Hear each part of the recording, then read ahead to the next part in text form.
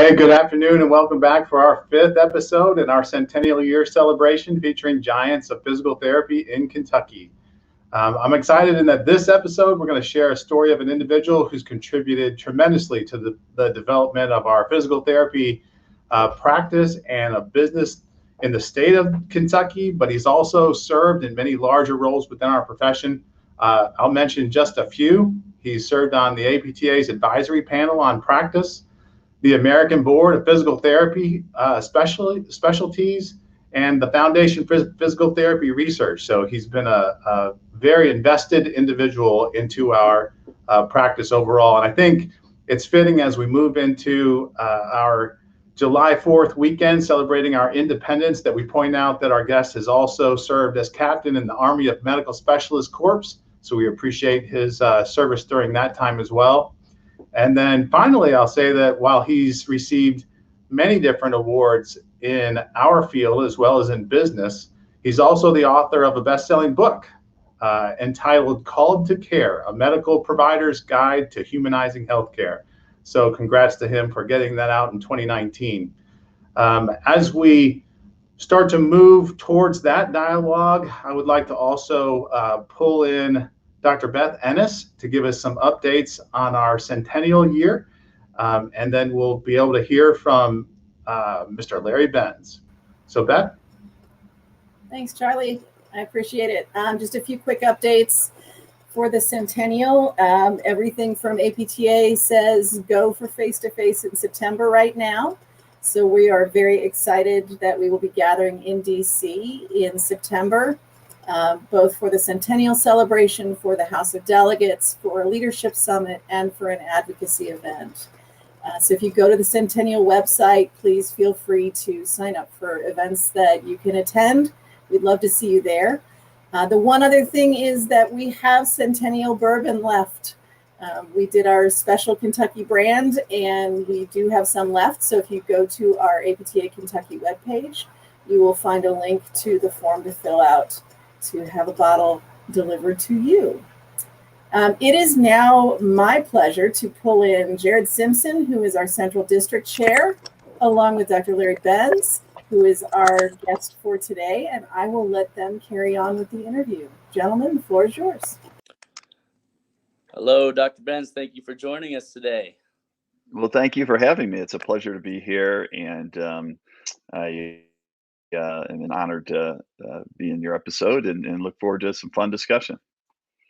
Oh, same here. I was actually sharing with my colleagues, I've heard your name several times before. I think the most recently I was listening to a Ramsey and Rutherford, I guess the Drive at 5, one of those. And whenever there's a sports injury, I just remembered that you were always consulted to kind of share the wealth of knowledge and what protocols PT would be, taking part in to help with the rehab. And I always thought that was a very good way to kind of get the good word out about PT. And I appreciate, just hearing your advocacy for our field. Well, thank you. It's always a fun to do the live radio show, especially when you don't know what they're going to ask. Well, hopefully we have a little bit more structure today. So I guess we'll get right into it. What motivated you to choose the physical therapy profession, and how has it crafted your career development? Yeah, no, it's been interesting. I think like a lot of folks, you become exposed to the profession most of the time through an injury, an athletic injury, which is what happened to me. I hurt my back wrestling and didn't prior to, you can understand, I'm an old guy. And so this was, this was in the early 70s and didn't even know the profession existed. And then what you come to find out is that, it's a helping, caring profession. And I've yet to meet a PT who didn't have a heart for helping and caring. And so that idea of being in a profession where every day you get to go and do meaningful work was very meaningful to me. And interestingly enough, in my whole college career, it's what I always wanted to be. I never deviated at all from wanting to be a PT, and it took me some different times to be able to get into school and everything else that comes with it. The other thing I like about it so much is that it's you can be involved in so many areas of the industry, of the profession. I feel I've lived that out. I became an Army physical therapist, as an athletic trainer, as a PT. I became board certified in clinical electromyography and nerve conduction studies. I became board certified in orthopedics. Spent a lot of time in private practice where I still spend my time. I've also been able to be involved in teaching, not only on the clinical side of things, but also on the business side of things. So it's just been, an absolute joy to be in such a lovely profession that gives you so many options. Of course, it's a very broad range, as you can see. Why don't you share with us some of the avenues you've contributed to our profession's advocacy and our young professionals' development? Yeah, so it's interesting. On advocacy specifically, yeah, remember, I'm a military PT. I come out of the military. I'm in private practice. Don't know as much about reimbursement as I should, just learning. And they asked me to be the chair of what was then called the Socioeconomic Committee of the Kentucky chapter. So my experience in mentoring from others in reimbursement and advocacy actually came from the legends and leaders of PTs practicing in the Commonwealth. I drew that last straw, and it was quite funny because in military medicine, payment wasn't an issue. And in those early days of advocacy, though, for us, we had to defend our independent practice, our direct access. But more importantly, I started to get real involved when we had to directly confront payers, and we had to go to the legislature. We worked with several PTs early on to understand what accepting assignment was in Medicare for young folks in private practice. They probably don't even know what that means. We spent a lot of battles on workers' comp reimbursement in the state of Kentucky, and effectively won every time. I think probably the thing I'm most proud of is the team that we put together to really get co-pays for PTs at the same level as primary care. There's very few other places in the United States where you can say that. And in Kentucky, I think it's fair to say we've got the best, I practice in 25 states right now. And we've got the best practice act in the state. And we also did a lot of other things. We dealt with the middle managers, the special benefit managers, like, I refer to them as ortho nuts, and we had a lot of success displacing them. So advocacy has always been, a real part of my core, for sure, and it's part of our company's core as well. On the avenue of developing, young PTs, we were really early adopters of leadership programs. These programs go back to the mid to late 80s. We were particularly inclined towards teaching soft skills, leadership, emotional intelligence, empathy, compassion. And then through one of my companies now, we work with PTs all over the place, in executive training, residency, fellowship, and orthopedics, manual therapy certification, lots and lots of things with education. We try to have an implicit social contract with every PT that if they come aboard, they become board certified. And I'm real proud to say that 75% of the PTs, and we've got over 1,500 of them, are board certified. In fact, the other day I think they announced 49 new ones just got noticed in the last week or two.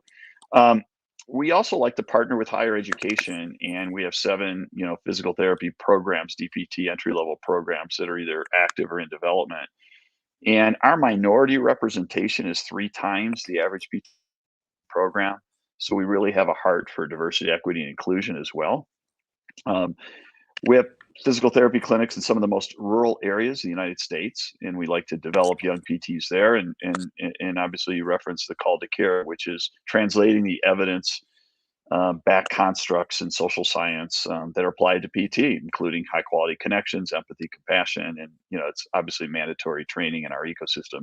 So we really have tried to differentiate ourselves as an organization and as a development company. We view PTs as human capital, and really take that approach to the profession that we're in. The learning never stops, does it? It never stops. That's correct. All right, awesome. Now, what advice or inspiration would you offer to a young professional, maybe entering the profession, or to those considering physical therapy as a chosen career? It's a fair question in this sense. I get asked a lot by parents of high school kids going to college, and they ask me, should my son or daughter become a physical therapist? And I really try to go back to basics. If you do it for the right reasons, which are typically your heart is into doing meaningful and caring work. And if you're a long hauler, meaning you're committed through thick and thin to caring and really making a difference and never losing sight of that, that's really where you draw your inspiration. You draw your inspiration from the stories and the challenges of patient care and overcoming them and working collaboratively with your educators and with your patients, obviously, and with your coworkers. I think the best advice is always, hone your craft through mentoring, ongoing personal and professional development, and resilience is critical. You have to be open to change because there will always be a lot in this profession. It's vastly different than when I started 35 years ago. Well, thank you for sharing that. Now, can you provide, from your own standpoint, a special highlight or moment in your career that was meaningful to you, or how our profession has driven you to expand into these large roles that you've taken over your career? In the interest of time, I'll try to keep it somewhat limited. But anytime you get recognized by your peers, it's a pretty good thing. And I've been fortunate to be the recipient of the DICUS Award, which is the sort of the highest award you can get in private practice, PT, for professional accomplishments, including service. I've been recognized by my business peers as a laureate in the Junior Achievement Kentucky Business Hall of Fame. But the most meaningful is watching from afar our young PTs become master clinicians, owner operators. And you just see this go along, and you rinse and you repeat. It's just incredible. It's also sitting in a chair watching the same therapist become very responsible spouses and parents, and they get dogs and pets and have homes and all of those things. All those things are just highlights in your career that you go back to on the days when you're not doing so good.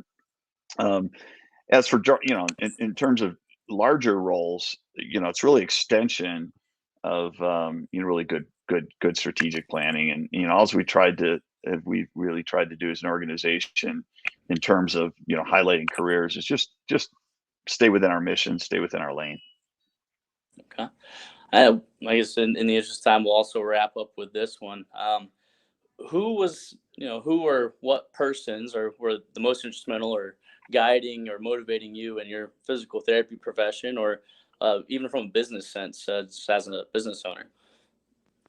Yeah, it's interesting. It'd be an avatar of many, many human beings and many different parts of that avatar. I've just been blessed to have a ton of colleagues and teachers and mentors and friends within the profession to learn. When I won the DICUS Award, I brought two of my high school teachers and coaches to Las Vegas when I received it. I've always been in mastermind groups and kind of professional peer groups going all the way back to 1987. But I got to be honest, I got to recognize some great friends here in Kentucky who are the giants in PT. They're exemplary leaders, and they've been recognized nationally for their leadership, including Connie Hauser, Sam Brown, Terry Brown. I could go on and on. And they've had incredible impact on my career. Well, Dr. Benz, thank you for your time and for sharing with us all your wonderful insight. On behalf of me and the Central District of APTA Kentucky, and you are a giant of physical therapy. Well, I appreciate it, and keep up the great work, and enjoy your show here, and I'm looking for more from it as we go in the future. I know you're pivoting to a lot of these things during COVID. The reality is a lot of it sticks, and maybe COVID was an accelerator of many good trends along the lines like you're doing with your live stream. So thank you very much. And all that you contributed to our profession. So we appreciate your time, definitely. I personally am very impressed with your business acumen and how you stay on the cutting edge of how we deliver physical therapy. I might throw one more question out to you if you don't mind. Sure, not at all. Where do you see the practice of physical therapy going in the next 5 years? How we might evolve to meet some of the access needs that are out there? What's your take on that question? Yeah, it's a great question. So first, I think that we have a lot of learnings from COVID. And one of the things we learned during COVID is our healthcare disparity and educational disparity in the U.S. got a lot worse. And what has happened is there was true pent-up desire for patients with real musculoskeletal aches, pains, sprains, and strains that want to spend time with therapists, not necessarily on telehealth. They want to be touched. They want to be explained to. I look at the musculoskeletal world right now. It's a $326 billion, spend, with graying of America, population that is active but getting more and more injuries, and PT is only 8 to 10% of that spend. We're only 8 to 10% of every injury related to low back pain, shoulder pain, neck pain, and we will now be at the top of that funnel, not just because of our interventions, but because of our diagnostic ability and our ability to direct patients along the right pathway. So I see physical therapists involved in omnichannel solutions, directing them at the front end, identifying, stratifying them in risk, and then treating them effectively the right way, at the right time, at the right place. Some of that might be through digital health. Some of it might be through telehealth. Some of it might be, I would believe the majority of it will be in clinic.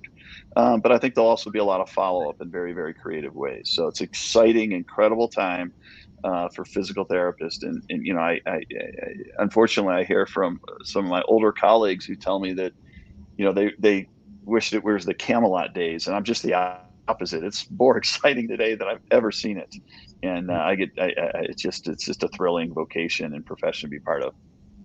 Well, we appreciate the legacy that you're creating as you march forward, and of course, our whole objective here is to take a look back at the previous 100 years, so it helps to guide us as we forge into the next 100 years. And so, I think the way that you've define where we're headed is a perfect launch for us to capitalize on. So thank you for your leadership. Thank you for your time today. We really appreciate and are honored that you could be with us. So thank you. Well, thank you all so much.